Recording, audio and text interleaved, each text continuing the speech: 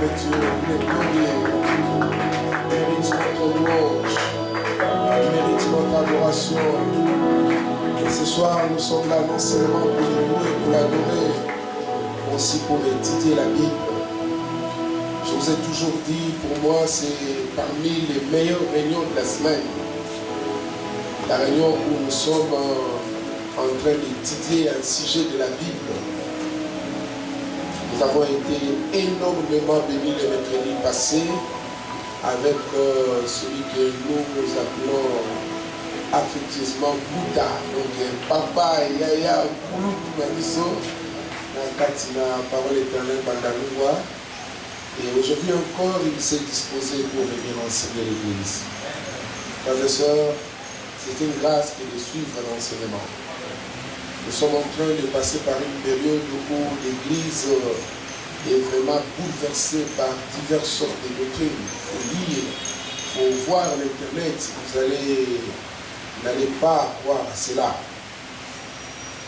Mais quand Dieu nous donne une réunion où nous devons être enseignés, c'est pour que nous soyons debout.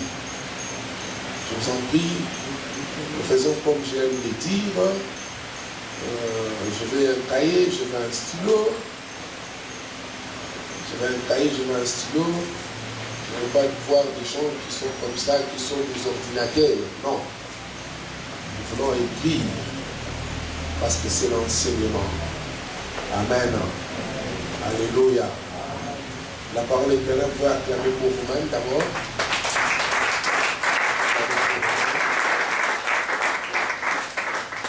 Nous continuons, je n'avais pas la possibilité d'amener les chaises, mais on a acheté encore beaucoup de chaises. Et vous remarquez que ce sont les vraies chaises que nous avons achetées. Nous rendons grâce à Dieu pour cela. Amen. Donc tu n'as pas de raison le dimanche matin pour ne pas inviter quelqu'un à ce village. Parce que tu vas te dire, on m'a dit le dimanche passé, il n'y avait plus de chaises, on commençait à chercher des chaises par-ci par-là, et nous avons des chaises en abondance. Nous voulons que ce dimanche-ci, que nous puissions nous dire que les 100 que nous avons achetés est petit, nous devons encore ajouter. Alléluia. Mais nous ne sommes pas là pour ça, nous sommes là pour étudier la Bible. Nous voulons vraiment avoir cette grâce d'appeler notre papa, papa, qui viendra pour nous enseigner.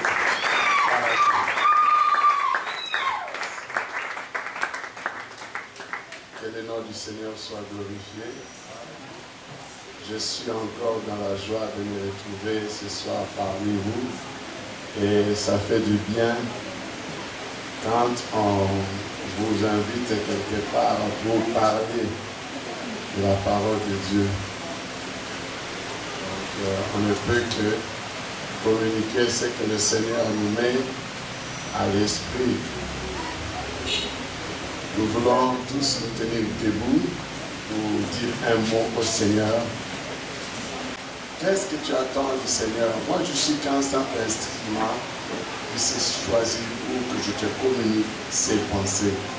Élève ta voix et recommande ce moment entre ses mains.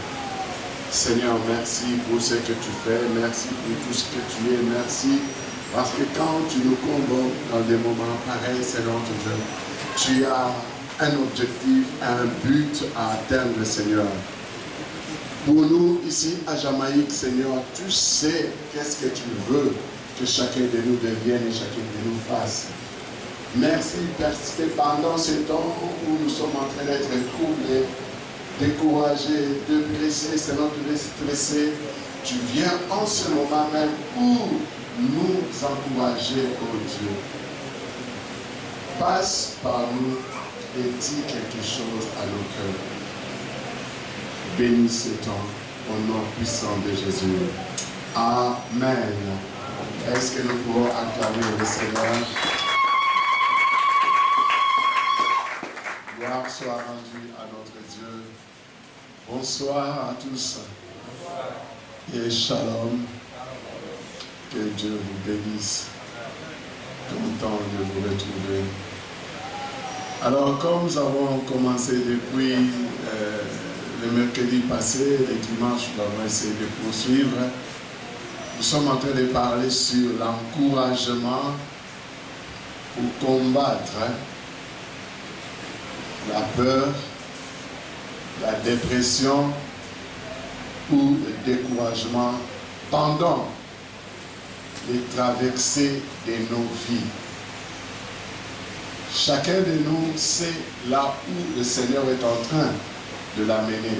Nous avons tous une destinée. Nous avons tous des buts à atteindre. C'est demain que nous saurons réellement ce que Dieu nous a destiné. Alors, pendant qu'il est en train de voyager avec nous, nous sommes en train de rencontrer toutes sortes de situations qui nous découragent. Il y a des ceux qui ont perdu la foi. Il y a des ceux qui, à cause de la peur, sont tombés malades. Et certains sont même morts. Pourquoi?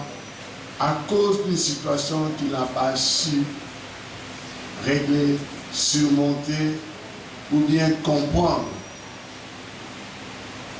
On t'a trahi quelque part, tu ne les supportes pas. Tu exploses. Tellement que tu es colérique en t'explosant, tu fais un dégât et on t'amène. Quand on va t'amener en prison, c'est ta destinée qui est détruite. D'autres personnes, il entend un bruit, un soupçon par rapport à son homme, par rapport à sa femme. Au lieu de vérifier, non, il ne vérifie pas. Paf! Il agit et après il regrette. Et ces regrets amènent souvent à la dépression. Tu commences à dire, ah, et pourtant je lui faisais confiance. Mais pourquoi ceci m'est arrivé? Tu travailles quelque part, tu entends ton chef dire toujours, si c'est moi qui est le chef ici, toi, tu partiras. Chaque jour, il te répète la même chose. Toi, on va voir. On va voir si c'est toi qui es le chef ou si c'est moi. Ça commence à te faire peur. Et cette peur-là t'amène après au découragement. Tout cela nous arrive. Même les étudiants, surtout les étudiantes. Qu'est-ce que nos étudiantes ne vivent pas dans des universités, instituts supérieurs? Un professeur mal intentionné qui te voit et commence à te créer des problèmes. Si tu ne fais pas ce que je vais te dire, toi, tu vas reprendre l'année. Ça commence à te faire peur. Et tout cela nous arrive. Alors, comment faire pour surmonter ces choses? Voilà pourquoi nous, ici à Jamaïque, nous avons ici privilège pour que nous puissions être encouragés pour combattre la peur, la dépression, le découragement pendant les traversées de nos vies. Voilà, je vais citer quelques domaines qui sont comme des traversées. L'université, la famille, le travail, même à l'église, partout nous sommes, nous vivons des choses qui parfois nous déstabilisent. Alors ce soir, j'aimerais te dire que tu as besoin d'être encouragé, tu as besoin de cet encouragement pour combattre ou vaincre la peur, la dépression ou le découragement pendant tes traversées. Nous avons dit notre but, notre objectif, c'est d'amener quelqu'un à sortir de ces symptômes, à sortir de la peur, à sortir de tout ce qui fait que tu ne progresses pas comme il faut. La plupart des situations que nous vivons nous mettent en insécurité. On te dit quelque chose, en tout cas, quelle que soient tes capacités, ton intelligence, en tout cas, tu te sens en insécurité.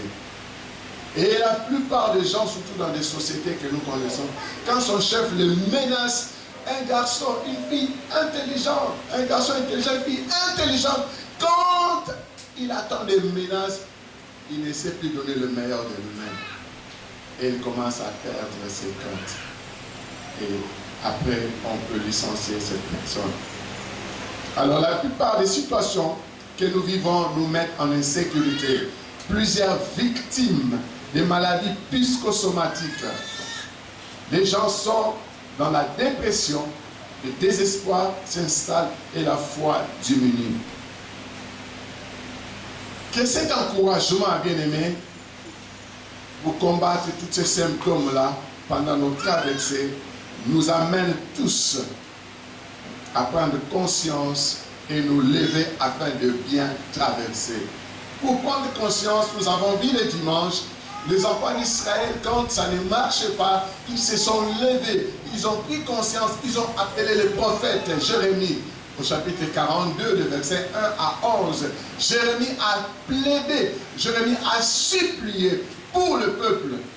Et Dieu leur avait donné des instructions. Ils ont dit, Éternel, Jérémie, supplie en notre faveur.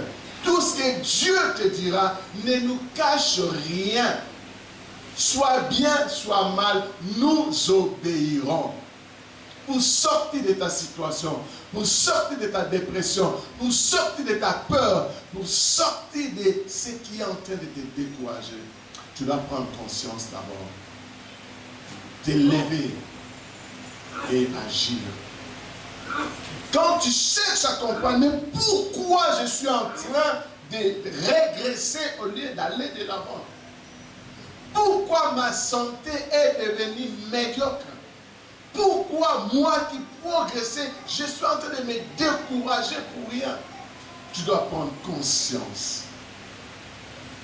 Regarde dans ton parcours, qu'est-ce que tu as fait?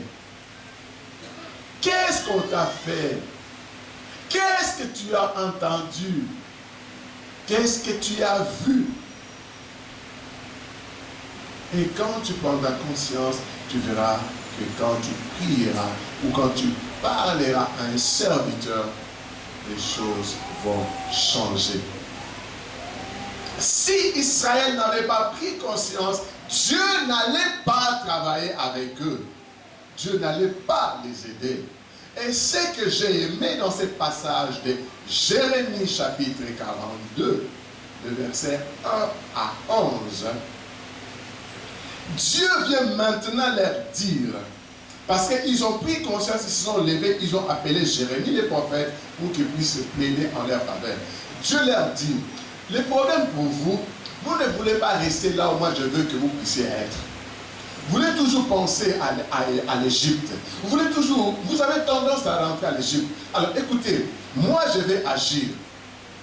J'ai compris ce qui est en train de vous tourmenter, ce qui est en train de vous faire peur, ce qui est en train de vous amener à la dépression, ce qui est en train de vous décourager. Alors moi je vais travailler en votre faveur. Mais la condition est que ne sortez jamais du milieu où vous êtes.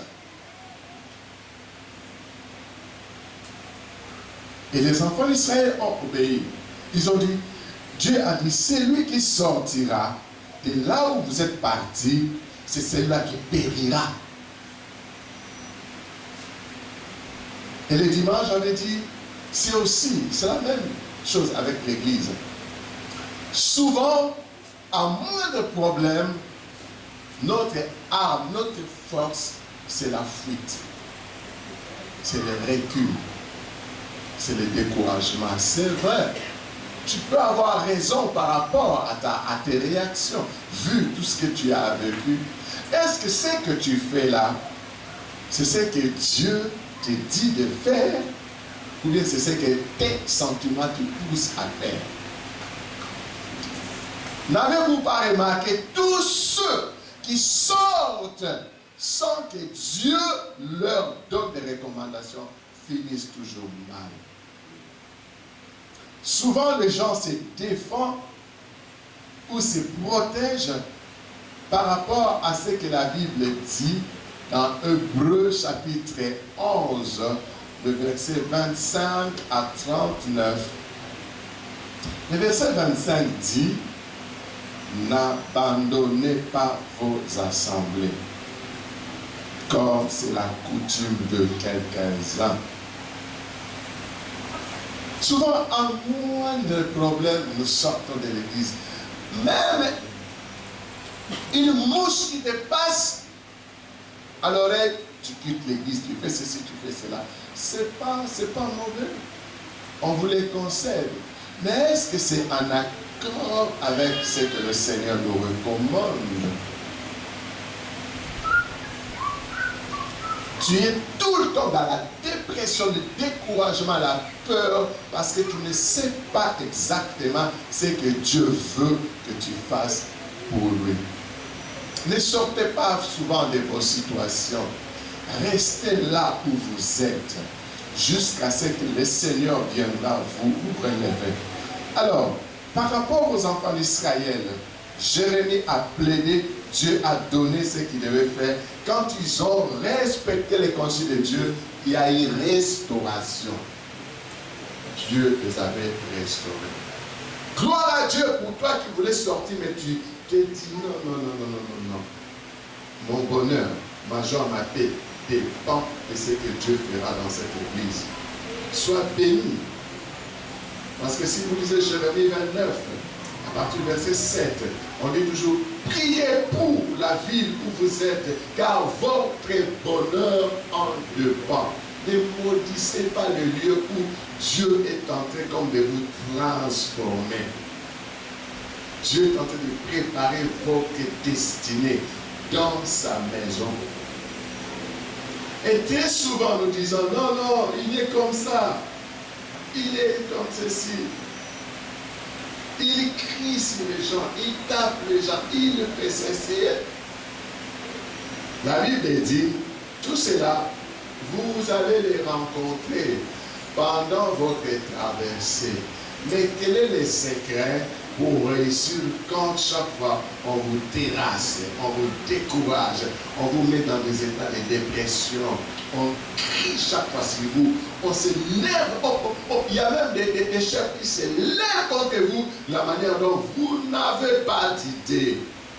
Que faire? Démissionner? Ou bien s'absenter? Attendre que le chef voyage et que toi tu viens? Non. Le Seigneur veut que vous puissiez rester là où vous êtes. Alors là, on va lire. Ouvrons la Bible dans Ecclésiaste. Ecclésiaste chapitre 10. Je veux que vous puissiez me lire ça. Si vous avez plusieurs versions, ça va me faire du bien. Trouvez-moi Ecclésiaste chapitre. Je suis en train d'évoluer. Si tu seras distrait, c'est ton problème. Je parle d'encouragement pour combattre, pour vaincre la peur, la dépression, le découragement pendant les traversées de nos vies. Nous avons vu ce que Élie a expérimenté avec l'Éternel. Nous avons vu ce que les disciples ont expérimenté avec leur maître. Nous avons vu ce que Israël a expérimenté avec Dieu. Et maintenant que nous sommes en train de progresser, je vais toucher certaines attitudes qui font souvent que toi-même, tu te mets dans la dépression, la peur, le découragement.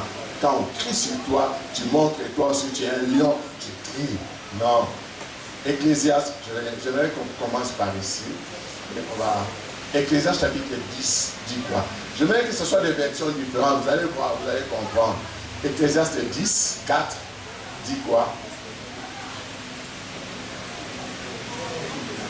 Ecclésiaste 10, 4. Retenez bien. Si l'esprit du gouverneur s'élève contre toi, ne quitte pas ta place, car la douceur apaise des grands péchés. Alléluia. Qui a encore une version différente de celle-là? Oui, frère. Ecclésiaste 10, 4.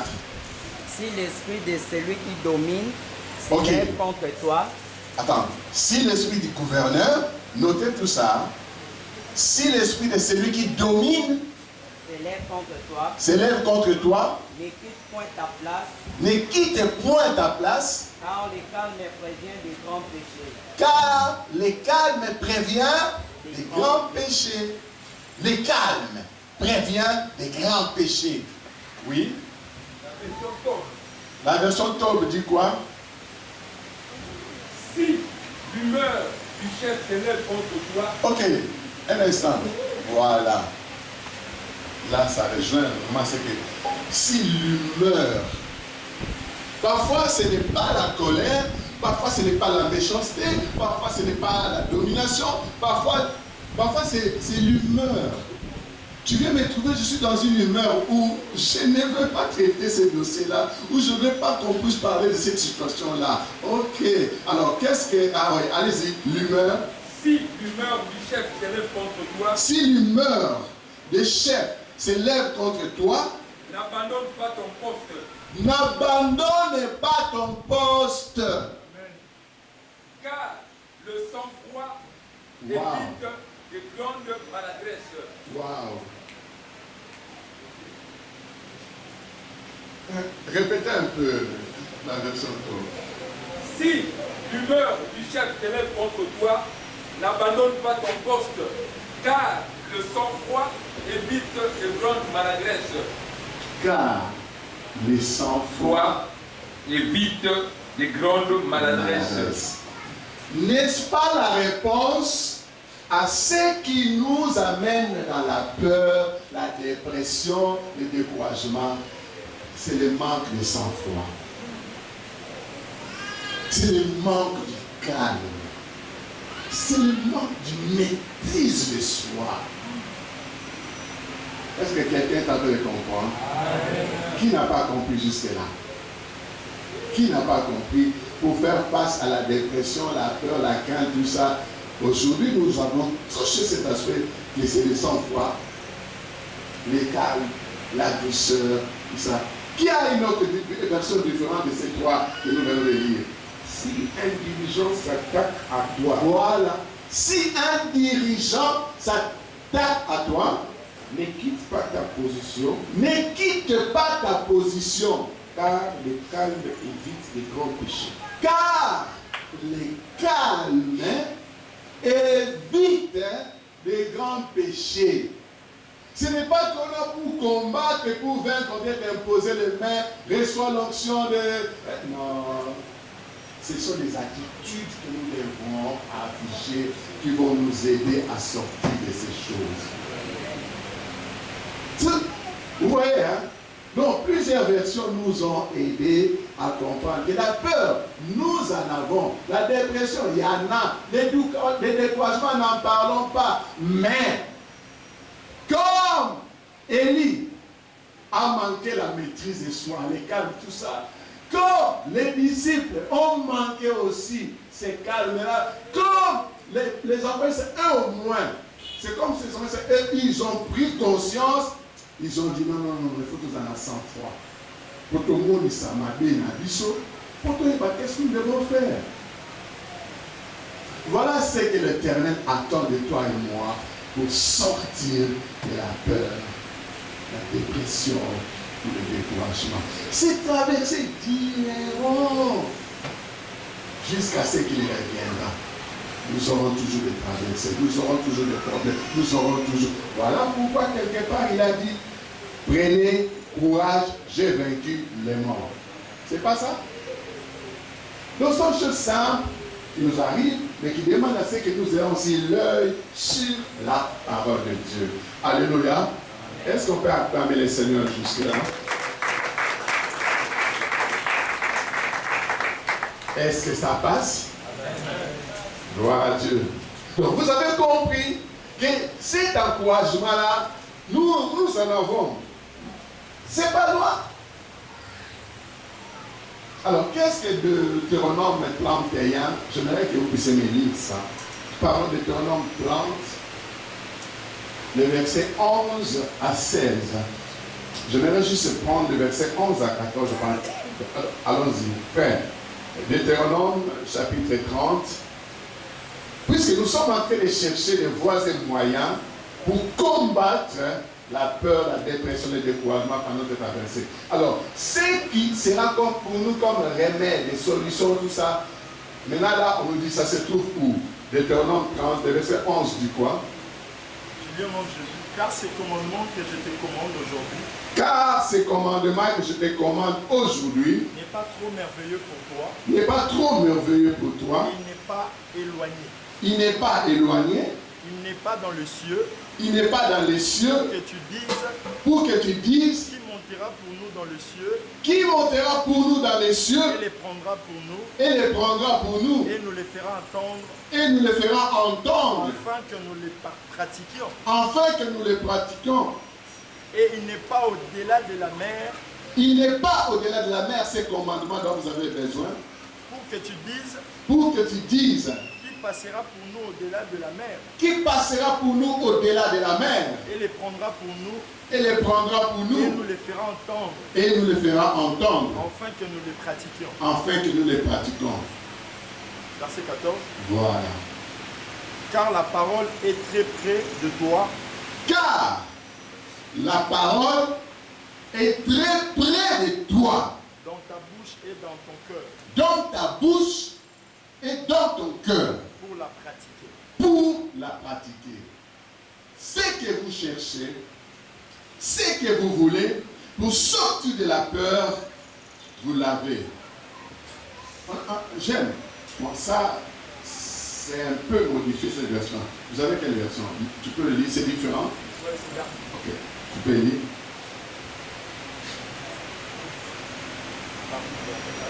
Non, lis seulement le verset 14 pour voir la solution que nous cherchons.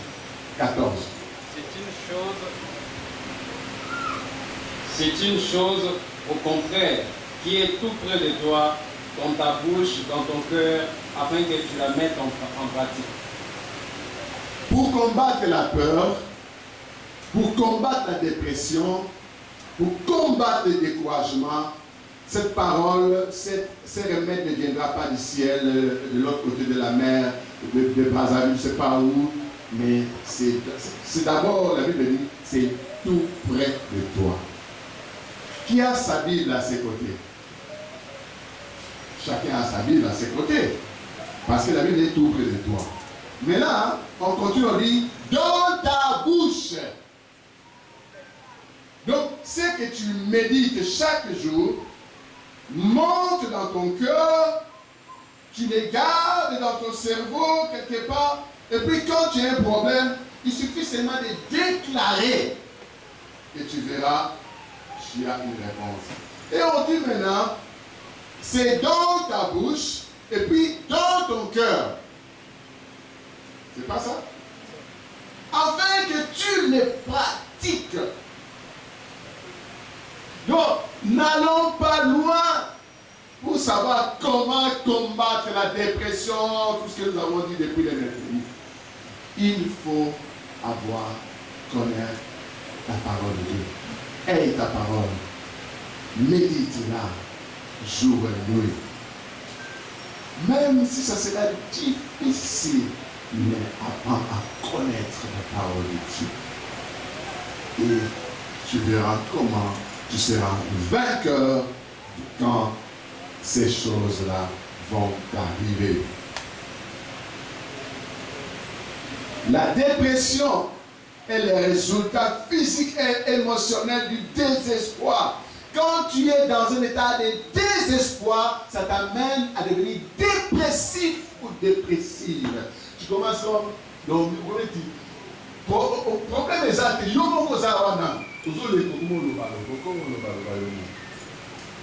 tellement que l'équipe, ce qu'on va voir tout le monde,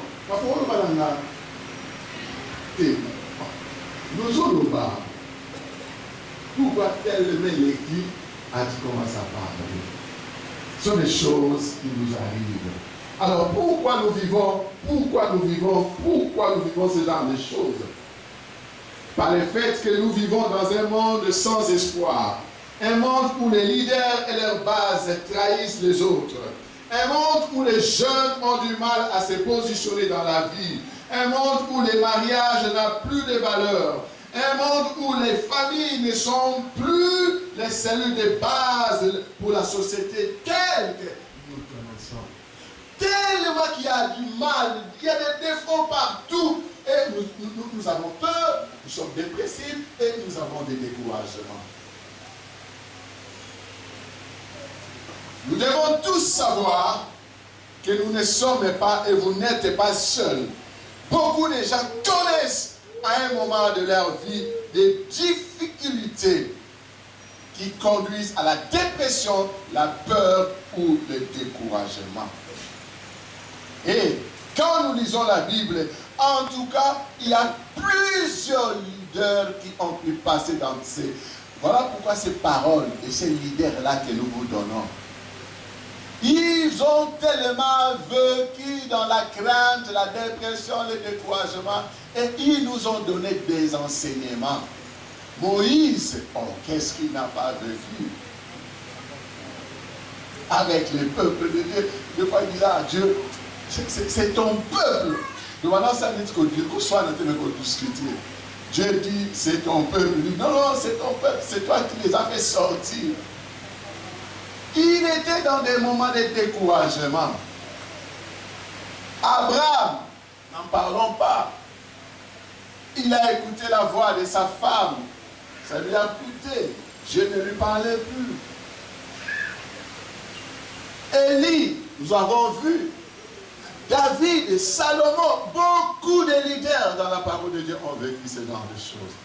Donc nous ne sommes pas, si eux, nos patriarches, nos pères, les disciples, notre Seigneur, lui étant Dieu et homme, mais il a vécu aussi à sa manière quand il était sur la terre, ces choses que nous sommes en train de dire. Voir quand il pouvait dire, Seigneur, si tu peux éloigner cette coupe-là. Pourquoi il avait dit? Parce que c'était comme si, Seigneur, je sens, Père, je sens la douleur. Est-ce que tu ne peux pas éloigner ça? Donc, aussi longtemps que nous sommes avec le Seigneur et que nous avons sa parole, ne désespérez plus. Vous allez arriver, vous passerez et vous serez vainqueurs. Apprends seulement à connaître ce que ta parole, la parole de Dieu te dit, ce que ta Bible t'enseigne là, et tu demeureras vainqueur. Ces gens qui ont vécu ce genre de choses nous ont donné tous des leçons. Alors, quand nous lisons tous ces passages que je vous ai donnés, Élie, surtout Élie et les disciples, Marc chapitre 4, 35 à 41, quand le Seigneur avait dit, passons de l'autre côté. Ils ont y à vivre ces genres de symptômes.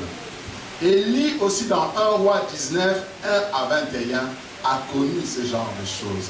Alors, étant humain, quand nous sommes en train de partager,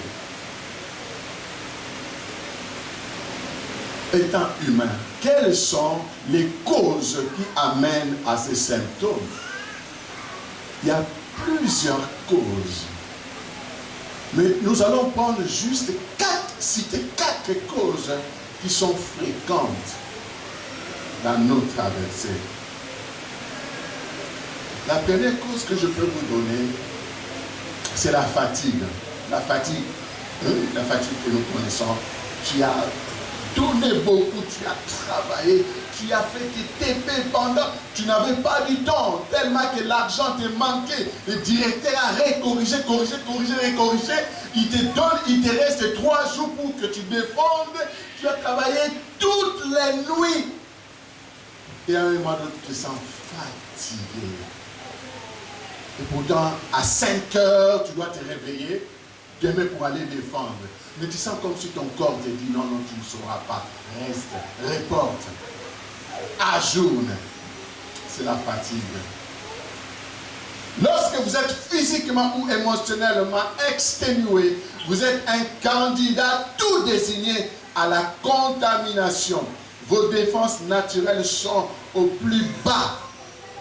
et les choses semblent plus tristes que ce qu'elles sont en réalité. Et cela se produit souvent lorsque vous êtes à mi-parcours d'un projet majeur où vous ressentez de la lassitude. Le projet est là. Tu es presque à la fin. Mais tu sens comme si, est-ce que je vais arriver? Et quand tu entends, c'est que ton corps te donne ton message là. Et tu t'arrêtes et tu ne vas pas progresser. La fatigue peut te pousser à être dans la peur, la dépression et le découragement. La deuxième cause qu'on peut dire, c'est la frustration. La frustration. La frustration, c'est quelque chose qui vient, c'est comme une émotion qui vient au-dedans de nous, comme si tu es déjà abattu, dépassé, et tu passes le moment où tu ne sais pas te maîtriser, et ça t'amène à des frustrations, tu es devenu nerveuse, tu agis n'importe comment. La frustration. Lorsque les travaux à terminer s'amoncellent, il est normal de se sentir submergé. Et quand les choses sans importance ou inattendues vous interrompent et vous empêchent de réaliser ce que vous avez réellement besoin de faire, votre frustration peut facilement se transformer en abattement, voire certaines à la nervosité. Tu veux progresser, mais il y a des choses tout autour de toi qui t'empêchent. Tu veux aller, mais tu te dis, mais qu'est-ce qui se passe? Tu es frustré. Les autres, ça les ramène dans la nervosité. Et tu ne sauras pas progresser. Troisième cause de ce qui amène la peur, la dépression, tout ce que nous avons commencé à dire, c'est l'échec. L'échec. Il arrive que vos projets, le mieux préparé, ne marchent pas. L'ouvrage s'effondre et la belle affaire tombe à l'eau sans que personne ne fasse cas de l'incident. Comment réagissez-vous? Vous vous apitoyez sur vous-même, vous rejetez parfois la faute aux autres, comme disait quelqu'un. Donc quand tu as échoué, tu dis, ah, Madame Simon Pamba, élection vraiment, Patrick Ango, ah, Namnanga, il fallait, ah, Nasoma Inateremo comme marécageux, tout ça, échec, tout, non, tu perds un procès au parquet, au tribunal, tout ça. Donc, et souvent les gens disent, hein, quand je pense toucher au but, quelqu'un déplace la ligne d'arrivée. C'est décourageant. Il y a des gens qui disent, pourquoi moi seulement si j'arrive à 1 mètre de la ligne d'arrivée, on déplace la ligne d'arrivée. Quand je vais, on déplace. Non, on ne le déplace pas. C'est toi qui vois comme si on l'a déplacé. Il suffit seulement quand tu es arrivé à 1 mètre, de multiplier encore des efforts pour arriver. On ne déplace pas. Ce sont des illusions qui te font non. Comment seulement si c'est moi, on déplace tout, on fait monter tout ça. Non, on ne déplace rien. Mais ce sont la conception que tu as, qu'on est en train de te faire souffrir. Non, on ne déplace rien. Mais quand tu sens qu'à 1 mètre, il y a encore d'autres qui sont en train d'arriver. Attention, eux, ils ont gardé le souffle pendant 30 minutes. Ils disent, si j'arrive seulement à 2 mètres, je vais sprinter d'une manière où personne ne pourra m'arrêter. Mais toi, comme tu avais donné depuis et vers l'arrivée, tu t'es fatigué. Tu penses que non, on a ajouté encore des mètres. Non. Les autres se sont réservés. Pendant les traversées, ils gardaient des réserves, des souffles et tout ça. C'est question seulement de revoir de quelle manière tu as travaillé pour que demain tu recommences. Et que l'échec ne puisse pas te faire tomber et te faire clouer. il y a encore la possibilité d'aller de l'avant. Et la quatrième, nous sommes en train de le dire, c'est la peur. Hein. Donc les causes qui amènent la dépression, le découragement, c'est la peur. Et cette peur-là, et plus souvent, c'est qu'on croit derrière le découragement. J'ai peur et ça me décourage. J'ai peur de monter, ça me décourage. J'ai peur d'affronter, ça me décourage. J'ai peur de parler avec la personne qui m'a conduit à cet échec-là. Si tu as peur, et puis tu vois, tu t'arrêtes là. Donc, il y a autant de raisons qui peuvent provoquer ces symptômes. Mais Dieu sait ce qu'il est en train d'envisager avec tout un chacun de nous. Il désire assez que ces choses qui nous ont amenés jusque-là à rester dans la dépression, dans le découragement, là où tu as dit qu'on a dépassé les lignes d'arrivée, le Seigneur veut qu'après ce soir, que tu puisses te lever, te réveiller et voir les choses autrement. Tu n'as encore rien perdu. Tu n'as encore rien perdu. Tu dois arriver. Le Seigneur t'attend quelque part. Alors, nous avons vu comment nous devons avoir des attitudes que nous devons afficher pour réussir. Et nous ajoutons ceci. La seule chose véritablement, durablement détruire ces causes, les mécanismes et les effets de la peur, la dépression ou le découragement, c'est l'espérance qui vient de Dieu et de sa parole. Il n'y a pas autre chose. L'espérance qui vient de Dieu et de sa parole. J'allais peut-être le dire à la fin. Vous savez, les intendants des entreprises, de ceci, de cela, peuvent avoir des trousseaux de clés, ou ils peuvent avoir même 100 clés.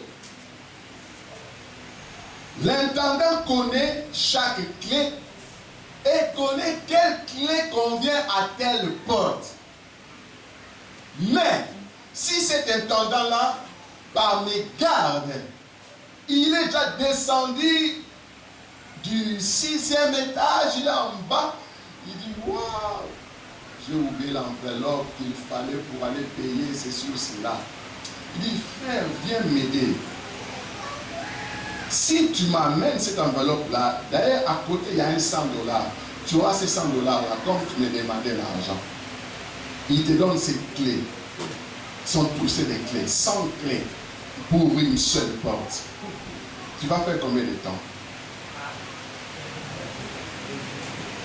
Tu vas faire combien de temps? Toute une journée. Il n'a pas précisé combien de temps tu dois faire. Amène-moi cet endroit, je ne saurais plus monter. Et quelqu'un avait dit, c'est souvent la dernière clé du trousseau qui ouvre la porte.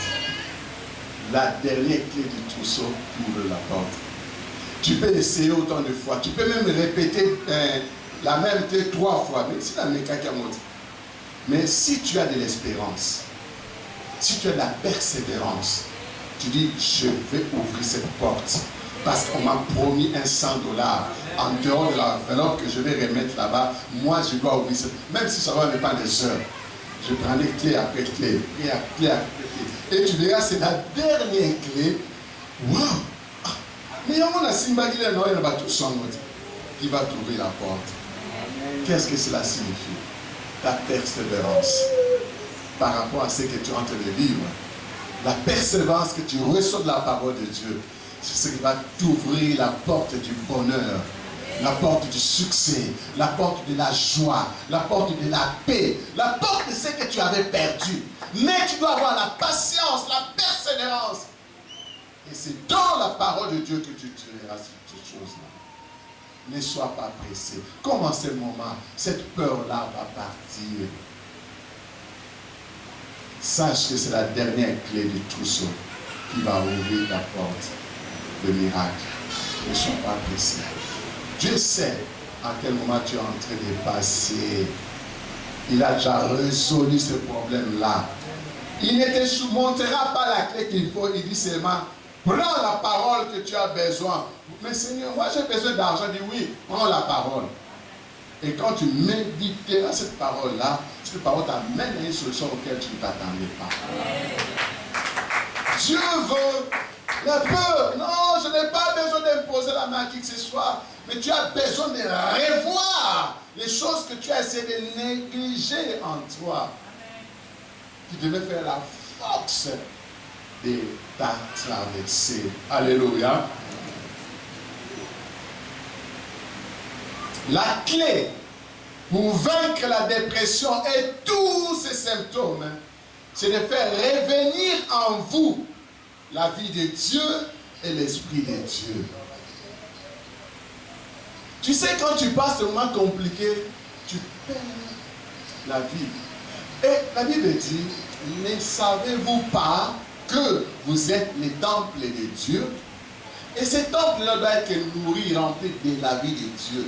Et cette vie-là doit être animée par l'Esprit de Dieu. Et quand tu as ces choses-là, non. Tu peux avoir peur ici, il est 18h30, tu peux avoir peur, mais à 18h35, non. Tu peux encore se monter. Ah oui, comment ça va dire? Tu passes, tu continues ta route. La vie de Dieu.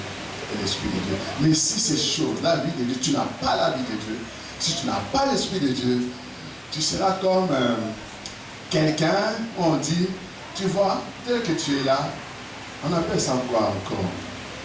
Les gens qui ont souvent, qui sont attaqués par les symptômes VIH et tout ça, on dit quoi, les micros, qu'est-ce qu'ils sont attaqués souvent? Les hémoglobines, on dit quoi, tes cellules? Quoi? Hein? Pardon? Ah, voilà. Ah, ok. Si tu n'as plus d'anticorps spirituel en toi, voilà pourquoi tu es dans la fatigue, le découragement, tout ça. Mais quand la vie de Dieu est en toi et son esprit, ce sont comme des anticorps qui vont empêcher les choses qui amènent la peur, la dépression, d'entrer en toi et te terrasser. Quand ça vient, pouf, ça retourne. Est-ce que vous savez pourquoi Paul, l'apôtre Paul, au chapitre 28 des Actes, n'était pas empoisonné ou bien tué par les serpents? Le savez-vous? Il avait des anticorps spirituels en lui. Paul n'avait pas crié « Au nom de Jésus, serpent, quitte ma main !» Non, il n'avait rien fait. Il avait simplement bougé sa main. Le serpent est tombé au feu. Qu'est-ce qui avait fait cela? On avait attendu que Paul puisse mourir. On avait attendu. On dit, il est un Dieu. Voilà ce que la vie de Dieu et son esprit peut faire en vous. Amen. Écoutez, on viendra mettre tout pour être dépressif, mais quand la vie de Dieu est toi, comme ce serpent-là, le serpent a mordu Paul, il a senti, waouh, qu'est-ce que je fais comme erreur? N'a touché pas, il va toucher raté. Dieu fera que tu sois cet anticorps, que tu aies ces anticorps-là. Quand l'ennemi viendra faire ce qui pourra te faire peur, tu seras toujours sécurisé. Tu sentiras comme si, j'ai senti comme si une voix m'est passée comme ça, mais... Et puis après, tu vois quelqu'un qui est tombé malade là-bas, qui était venu pour t'envoûter, pour que toi tu tombes malade. Renouvelle en toi cette communion avec Dieu. La parole près de toi, dans ta bouche et dans ton cœur, veut que tu puisses les activer pour que ces choses dont tu as besoin, tu puisses te soient données. Dieu n'a pas besoin de faire ce que toi tu dois faire. Il a déjà fait tout ce que nous sommes en train de dire. C'est la part de Dieu. Maintenant, il veut que toi, tu puisses maintenant faire ta part pour sortir de la dépression, la peur et le découragement. Tu n'es pas loin, tu es prêt. Dieu est avec toi et tu réussiras. Alors, si tu as ce qui est comme clé, qui donne l'espoir, comme l'Éternel avait dit dans 1 Roi 19, 15, il avait dit à Élie, 1 Roi 19, 15. L'Éternel lui dit, va, reprends ton chemin, par le désert jusqu'à Damas, et quand tu seras arrivé, tu oindras tout ça. L'Éternel réconforte le prophète Élie. Oui, non, non, non, tu ne dois pas te décourager, tu ne dois pas t'arrêter là. Lève-toi, continue ta route, parce que tu as encore des choses à faire. Toi, tu n'es pas appelé à rester là où tu veux rester. Dieu te veut encore plus loin. Sors de cet endroit-là. Efface ce que tu avais mis dans ton disque dur, que non, je ne ferai plus ça, je ne ferai plus. Si tu décides seulement de garder ce que tu as dans ton disque dur, tu resteras dans la peur, la dépression et le découragement. Mais si tu l'effaces, tu les formates et tu mets ce que nous sommes en train de dire, tu progresseras. Tu iras très loin. Tu iras vraiment très loin. Saint Augustin, quelqu'un qu'on connaît bien dans l'illustre de l'Église, avait dit, les temps sont mauvais. Les temps sont difficiles. Voilà ce que disent les gens. Vivons bien et les temps seront bons. C'est nous qui sommes les temps. Tels nous sommes, tels sont les temps. Là, vraiment, je dis Amen. Il dit, on dit souvent, les temps sont mauvais, les temps sont mauvais. Ah, il n'y a pas d'argent, il n'y a pas ceci. Ah, on ne va pas arriver le 23 décembre, on va arriver. Ah, les temps sont bons. Moi, j'ajoute, aussi longtemps que Dieu est assis sur son trône, le regard sur la RDC, les temps seront bons. Mais pour que nous puissions sortir de ce que nous avons, les temps sont mauvais. Vous ne voyez même pas, ils à côté de la maman, non, ils à côté de nous surtout. Vivons bien. Nous allons voir les choses vont changer. Amen. Donc, vivons bien. Il a dit, vivons bien et les temps seront bons. C'est nous qui sommes les temps. Tels nous sommes, tels sont les temps. Qu'est-ce qu'il voulait dire par là? Tels nous sommes, tels sont les temps. Si tu es celui qui est tout le temps en mouvement, tu réussiras. Pourquoi les gens disent que non, article 15, débrouillez-vous, pour ça, pour ça. Je n'ai rien. Je n'ai pas assez étudié.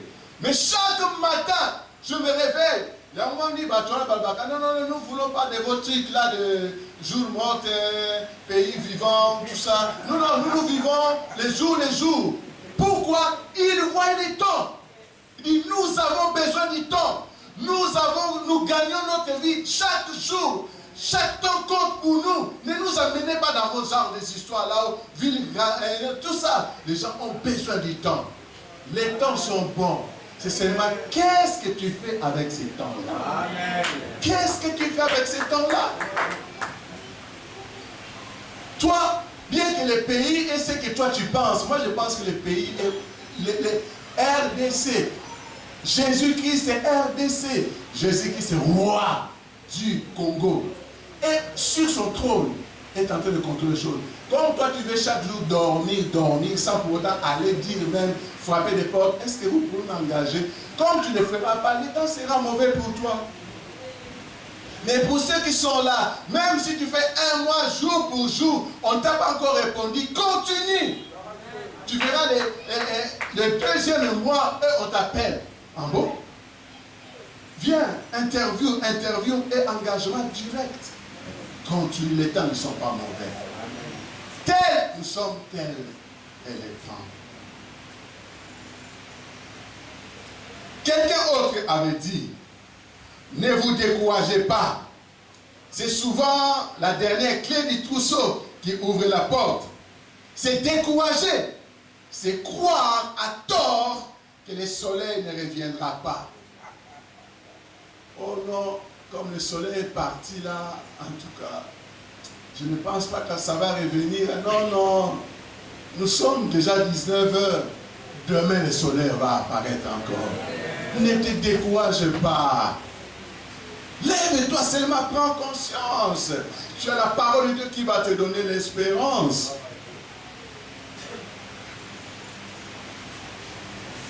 Autre penseur avait dit, notre plus grande gloire n'est pas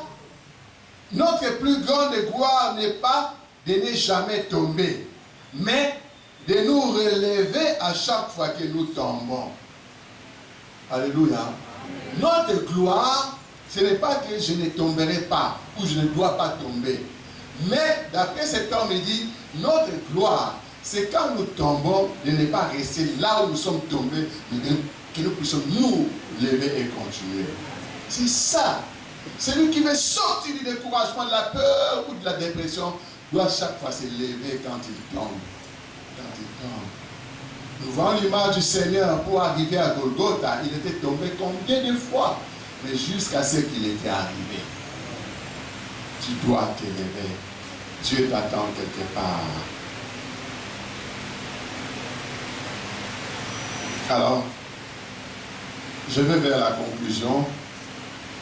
Et ces paroles pourront nous aider, pour que ces passages pourront nous aider pour voir comment ajouter par rapport à tout ce que nous venons de dire. Voici quelques remèdes efficaces qui viennent de la parole du Seigneur.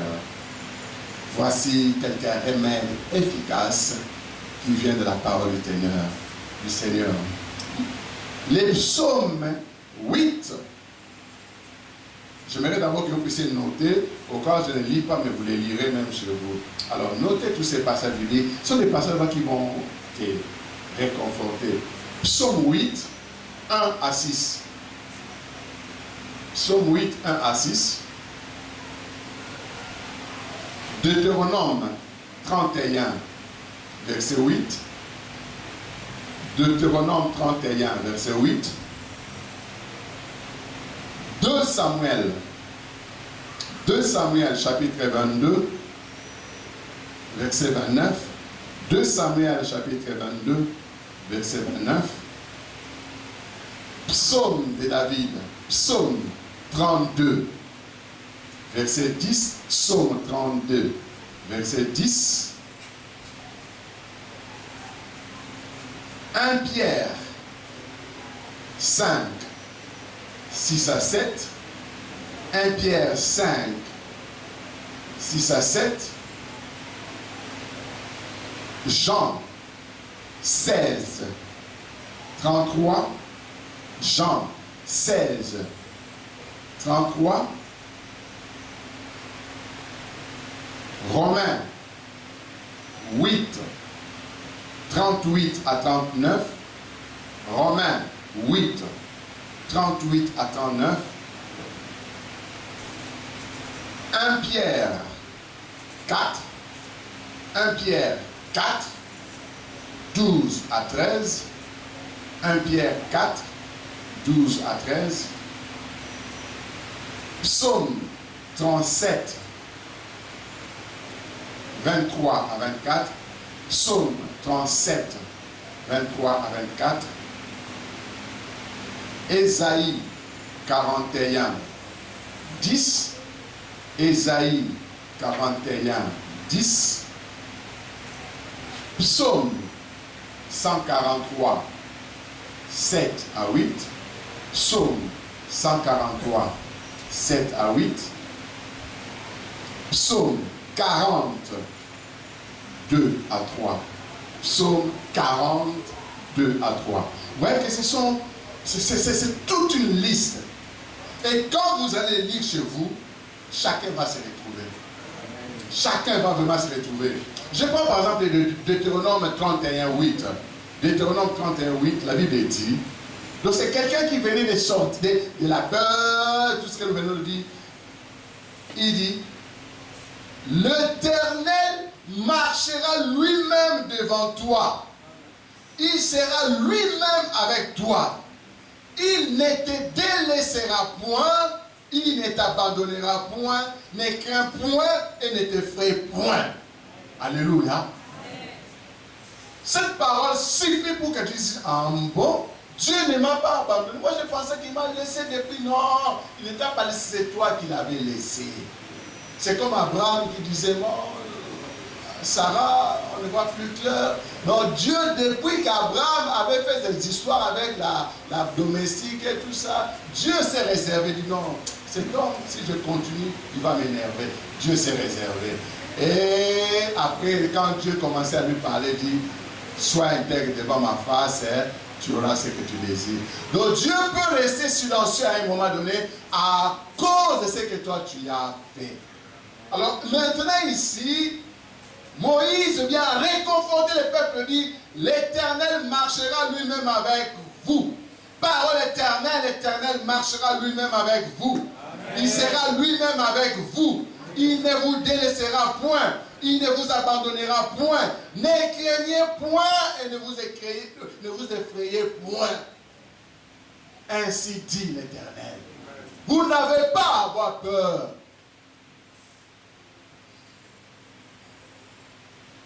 De Samuel 22, 29, il dit, oui, tu es ma lumière. Ô Éternel, l'Éternel éclaire mes ténèbres. Alléluia. Telles que nous sommes là, si on essaie seulement d'éteindre, dites-moi de continuer à prêcher, est-ce que je saurais? Non. La peur là t'a envahi, le découragement parce que tu étais encore dans les ténèbres. Que la lumière de Dieu t'éclaire. Pour que tu vois là où tu dois mettre tes pieds. Comme il a dit dans le psaume 119, 105. Ta parole est comme une lampe sur mes pieds. Amen. Sans la lumière de Dieu, tu resteras toujours dans la peur. Et tu ne sauras pas progresser. Je pense que j'ai ciblé, puisque vous avez toute la liste là. Et le psaume 37 dit quoi? Le verset 23. L'Éternel affermit les pas de l'homme. Il prend plaisir à sa voix. S'il tombe, il n'est pas terrassé. Car l'Éternel lui prend la main. Alléluia. Prends conscience. Quand tu tombes là, quand tu es dans la peur, Dieu ne t'a pas abandonné. Il te prend toujours la main. Voilà pourquoi tu sursautes. Je ne comprenais pas. J'étais vraiment au bout. Mais j'ai senti comme si quelque chose m'a pris et m'a enlevé. Oui, c'est Dieu qui t'a pris la main pour te dire non, continue ta route. Que l'Éternel efface pour que tu ne restes pas là où tu es. Tu dois progresser. Car ta destinée est glorieuse. Les psaumes 143, 7, 8 dit, quelqu'un qui est dans la peur, la dépression, le découragement, il dit, hâte-toi de m'exaucer, ô Éternel. Mon esprit se consume. Ne me cache pas ta face. Je serai semblable à ceux qui descendent dans la fosse. Fais-moi dès le matin entendre ta bonté, car je me confie en toi. Fais-moi connaître les chemins où je dois marcher, car je lève à toi mon âme. Alléluia. Voilà une prière de celui qui est déterminé pour sortir de sa situation. Il dit, hâte-toi de m'exaucer. Si tu ne m'exauces pas, les gens vont se moquer de moi. Si tu ne me tiens pas par la main, les gens vont me trahir. Si tu ne fais pas, Seigneur, les gens, je dois tomber dans la fosse. Hâte-toi de m'exaucer. Ça sera la prière de quelqu'un. Que le Seigneur te sauve. Et les psaumes 40, le verset 2 et 3. Le psalmiste dit, j'avais mis à l'Éternel mon espérance. Et il s'est incliné vers moi. Il a écouté mes cris. Il m'a retiré de la fosse de destruction, du fond de la boue. Et il a dressé mes pieds sur les rocs. Il a affermi mes pas. Alléluia. Que Dieu affermisse tes pas. Amen. Les rocs sur lesquels tu vas marcher, c'est Jésus-Christ. Quand Dieu te lève, il dit, bon, voici l'homme que tu dois suivre. Voici mon fils, suis-le, marche avec lui. Lui, il ne te trahira pas. Lui, il ne tombera pas. Lui, on ne sait même pas l'arrêter. Il est avec toi et sera toujours avec toi. Une petite conclusion. Juste une petite conclusion. Ne te laisse pas décourager par la vie. Tous ceux qui se sont rendus où ils sont ont dû partir d'où ils étaient. Ne te laisse pas décourager. Bateau Bomona Bakoma. Pour ma coma, babanda que si kaka babanda qui peut la coma. Bakoué qui peut la maman mon cocoé. Ils étaient dépressés, découragés. Mais là où ils étaient, ils ont dit, nous n'abandonnerons pas. Seigneur, viens à notre secours. Et là où ils étaient tombés, ils ont repris la marche jusqu'à ce qu'ils sont arrivés. Ne te décourage pas. Ne te laisse pas décourager par la vie. Tous ceux qui se sont rendus où ils sont ont dû partir d'où ils étaient. Le découragement est un faux pas. Est un faux pas. Ne le laissez pas devenir une chute. Alléluia. Le découragement, la peur, la dépression, c'est juste une erreur qui s'est glissée. Ah, tu as sursauté, tu prends courage. Mais ne fais pas que cette erreur-là devienne une chute. Que ça devienne un péché. Que ça devienne quelque chose que tu ne pourras plus jamais réparer. Dieu a encore besoin de toi. Ecclésiaste 9, 4. Pour tous ceux qui vivent, Ecclésiaste 9, 4. Pour tous ceux qui vivent, il y a de l'espérance. Et même un chien vivant vaut mieux qu'un lion mort. Toi, tu n'es pas un chien, mais on donne un exemple. Aussi longtemps que tu parles, tu m'entends, tu comprends, c'est que tu as de l'espérance, puisque c'est lui qui est déjà mort, qu'on a enterré hier. Regarde les choses devant toi. Oublie tes découragements, oublie tout ce qui voulait vraiment te faire arrêter ta course. Dieu dit maintenant dans Romains 12, 12, réjouissez-vous en espérance, soyez patients dans l'affliction, persévérez dans la prière, et ces choses ne vous terrasseront plus. Que Dieu bénisse sa parole.